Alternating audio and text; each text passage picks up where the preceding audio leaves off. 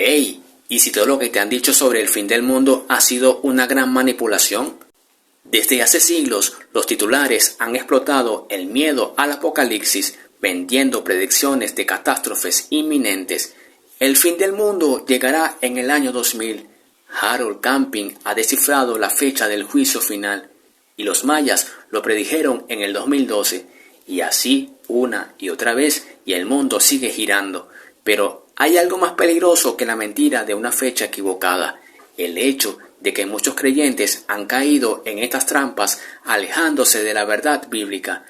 Mientras los falsos profetas predicen lo que no entienden, la palabra de Dios sigue firme, recordándonos que nadie sabe el día ni la hora, como se describe en Mateo 24:3. ¿Quieres saber cómo han jugado con el miedo colectivo a lo largo de la historia? Aquí te presento 6 predicciones apocalípticas que fracasaron rotundamente. Cada una de estas predicciones te dejarán sorprendido e impactado. Por eso deberás quedarte hasta el final para que puedas aprender a identificar las profecías falsas que se pronunciarán a futuro. Número 1. El Y2K y el fin del mundo en el año 2000. ¿Qué pasaría si un simple error de código en las computadoras causara el apocalipsis? El efecto 2000 o Y2K fue un fenómeno que se produjo en la década de 1990, cuando se descubrió que muchos sistemas informáticos y software habían sido diseñados para almacenar fechas utilizando solo 2 dígitos para representar el año. Por ejemplo, 99 para 1999. Esto significaba que cuando el año 2000 llegara, los sistemas podrían interpretar el año 00 como 1900, lo que podría causar errores y fallos en los sistemas. El pánico se extendió rápidamente y se comenzó a hablar del efecto 2000 como una posible causa del fin del mundo. Se predijo que los sistemas de energía, transporte, finanzas y comunicaciones colapsarían, llevando a una catástrofe global. Algunos predicadores y líderes religiosos incluso afirmaron que el efecto 2000 era una señal de regreso de Cristo y que el mundo estaba a punto de experimentar una gran transformación. Sin embargo, cuando el 1 de enero del 2000 llegó, nada de lo que se había predicho sucedió. Los sistemas informáticos y los servicios esenciales continuaron funcionando con total normalidad y el mundo no experimentó ningún tipo de catástrofe. En retrospectiva, se puede ver que el pánico por el efecto 2000 fue un clásico ejemplo de cómo la conjetura y la especulación humana pueden llevar a conclusiones erróneas y a una gran cantidad de ansiedad y miedo innecesarios. Queda demostrado una vez más que las conjeturas humanas no pueden torcer los tiempos de Dios y que la fe y la confianza en Él deben ser nuestra guía en momentos de incertidumbre y cambio. Número 2. Harold Camping y sus 2 fechas fallidas en el año 2011. ¿Y si un hombre te dijera que tiene la fecha exacta del rapto? Harold Camping, un evangelista y fundador de la red de radio Family Radio, aseguró que había calculado la fecha exacta del rapto, también conocido como la segunda venida de Cristo. Según Camping, el 21 de mayo de 2011 sería el día en que Jesús regresaría a la tierra para llevarse a los creyentes al cielo. Camping basó su predicción en una serie de cálculos e interpretaciones de la Biblia, incluyendo la idea de que la fecha del rapto estaba relacionada con la fecha de la crucifixión de Jesús. Sin embargo, su método de cálculo fue ampliamente criticado por teólogos y expertos de la Biblia, quienes argumentaron que su interpretación era errónea y no tenía base bíblica sólida. A pesar de las críticas, muchos seguidores de Camping creyeron en su predicción y vendieron todos sus bienes, abandonaron sus trabajos y se prepararon para el juicio final. Algunos incluso se reunieron en lugares públicos para esperar el regreso de Jesús. Sin embargo, el 21 de mayo de 2011 llegó y pasó sin que ocurriera nada. No hubo ningún rapto, no hubo juicio final ni regreso de Jesús. Camping, en lugar de admitir su error, pospuso la fecha al 21 de octubre del 2011, argumentando que el 21 de mayo había sido un juicio espiritual y que el juicio físico ocurriría en octubre. Sin embargo, cuando el 21 de octubre de 2011 también pasó sin que ocurriera nada, el movimiento de camping comenzó a colapsar. Muchos de sus seguidores se sintieron engañados y decepcionados y la fe de muchos fue destrozada. La historia de Harold Camping es un ejemplo clásico de cómo la profecía falsa puede llevar a la decepción y a la desilusión. Como dice Deuteronomio 18:22, cuando el profeta hable en nombre de Jehová y no cumpla lo que dijo, ni acontezca, es palabra que Jehová no ha hablado. Repito, es palabra que Jehová no ha hablado. Hey, si te está gustando este video, apóyame con un like. Número 3. El calendario maya y el 21 de diciembre de 2012. ¿Qué harías si te dijeran que una civilización antigua ya predijo el fin? La profecía maya del fin del mundo en 2012 es un ejemplo clásico de cómo una teoría malinterpretada puede generar un gran revuelo y pánico en la sociedad. La teoría se basaba en el calendario maya, que es un sistema de cuenta del tiempo que se utilizó en la civilización maya. El calendario maya se compone de varios ciclos, incluyendo el ciclo de 260 días llamado Solkin y el ciclo de 365 días llamado Hat.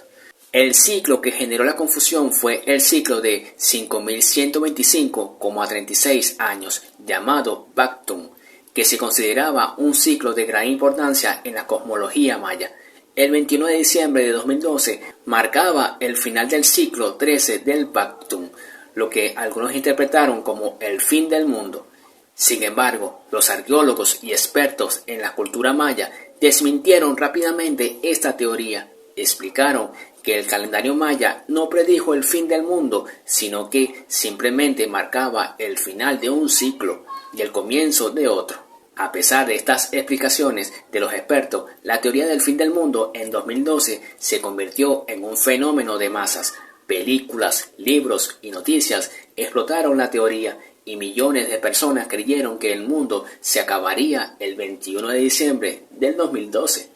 La fecha se convirtió en un evento mediático, con personas que construyeron refugios y se prepararon para el fin del mundo. Sin embargo, cuando la fecha llegó y pasó sin incidentes, la teoría se desvaneció y muchos se sintieron engañados. En retrospectiva, la profecía maya del fin del mundo en 2012 es un ejemplo de cómo la desinformación y la malinterpretación pueden generar un gran revuelo y pánico en la sociedad. También destaca la importancia de consultar a los expertos y de verificar la información antes de creer en teorías y profecías. Número 4. La luna de sangre del 2015. ¿Qué pasaría si la luna te avisara que el fin del mundo es inminente? La luna de sangre del 2015 se refiere a una serie de eclipses lunares que ocurrieron en el 2015, que algunos creyeron que era un signo del fin del mundo o de un gran cambio en la humanidad. La serie de eclipses lunares se produjo debido a una alineación rara de la Tierra, la Luna y el Sol, lo que causó que la Luna se volviera roja durante los eclipses. Este fenómeno se conoce como luna de sangre debido al color rojizo que adquiere la Luna durante el eclipse. Pero como siempre, algunos predicadores y líderes religiosos como John Hagee y Mark Blix afirmaron que la luna de sangre del 2015 era un signo del fin del mundo o de un gran cambio en la humanidad. Argumentaron que la serie de eclipses lunares era un cumplimiento de una profecía bíblica que se encuentra en el libro de Joel, que dice: el sol se convertirá en tinieblas y la luna en sangre antes de que venga el día del Señor. Joel 2:31. Sin embargo, la mayoría de los expertos en astronomía y teología desmintieron esta interpretación, argumentando que la luna de sangre del 2015 era simplemente un fenómeno natural que se producía debido a la alineación de los cuerpos celestes. A medida que la fecha de los eclipses lunares se acercaba, la especulación y el pánico comenzaron a crecer. Algunas personas creyeron que el fin del mundo estaba cerca y comenzaron a prepararse para el apocalipsis. Sin embargo, cuando los eclipses lunares ocurrieron sin incidentes, la especulación y el pánico nuevamente se desvanecieron. Número 5. Nibiru y la supuesta colisión en el año 2017. La teoría del planeta X o Nibiru se originó en la década de 1970, cuando el autor Zechariah Sitchin publicó un libro llamado El 12º planeta, en el que afirmaba que había descubierto una antigua civilización sumeria que había debajo del registro de un planeta llamado Nibiru, que se acercaba a la Tierra cada 3600 años. Según Sitchin, Nibiru era un planeta gigante que había sido habitado por una civilización avanzada llamada los Anunnaki, que habían visitado la Tierra en el pasado y habían influido en el desarrollo de la humanidad. A medida que la teoría del planeta X se extendió, algunos grupos y personas comenzaron a afirmar que Nibiru estaba a punto de colisionar con la Tierra, lo que causaría una catástrofe global. La fecha de la colisión se fijó en septiembre del 2017 y la teoría se extendió rápidamente a través de las redes sociales y los medios de comunicación. Sin embargo, la NASA y otros expertos en astronomía y ciencia rápidamente desmintieron la teoría del planeta X. Argumentaron que no había ninguna evidencia científica que respaldara la existencia de Nibiru y que la teoría era simplemente una especulación sin fundamentos. A pesar de la desmentida de la NASA, la paranoia y la especulación sobre el planeta X continuaron. Algunos grupos y personas incluso afirmaron que la NASA estaba encubriendo la verdad sobre Nibiru y que la agencia espacial estaba trabajando para ocultar la información sobre la inminente colisión.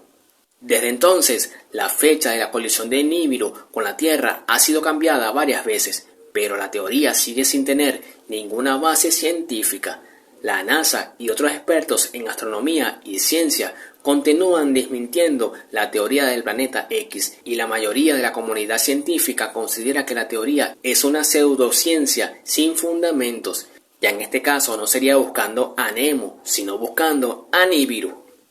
Número 6. 88 razones por las que el fin del mundo será en el año 1988. ¿Qué harías si un libro te diera 88 pruebas de que el fin está cerca? La profecía fallida de Edgar Whisenant es un ejemplo clásico de cómo la interpretación errónea de las escrituras y la ambición personal pueden llevar a conclusiones equivocadas y a la decepción de muchos. En 1988, Edgar Whisenant, un autor y predicador cristiano, publicó un libro titulado 88 razones por las que el rapto será en el año 1988.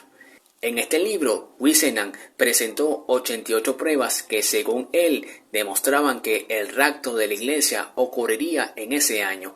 El libro se convirtió en un bestseller y muchos cristianos se sintieron convencidos de que la profecía de Whisenant era cierta. Sin embargo, cuando el 1988 llegó a su fin sin que el rapto ocurriera, Whisenant intentó justificar su error, argumentando que había habido un pequeño error en sus cálculos. Luego procedió a establecer nuevas fechas para el rapto, 1989, 1993 y 1994, pero una vez más nada ocurrió. La fallida profecía de Whisenant no solo decepcionó a muchos cristianos, sino que también dañó la credibilidad de la iglesia y la fe cristiana en general. La Biblia es clara en cuanto a la importancia de la humildad y la cautela al interpretar las Escrituras, y la profecía fallida de Whisenant es un recordatorio de la importancia de seguir estos principios.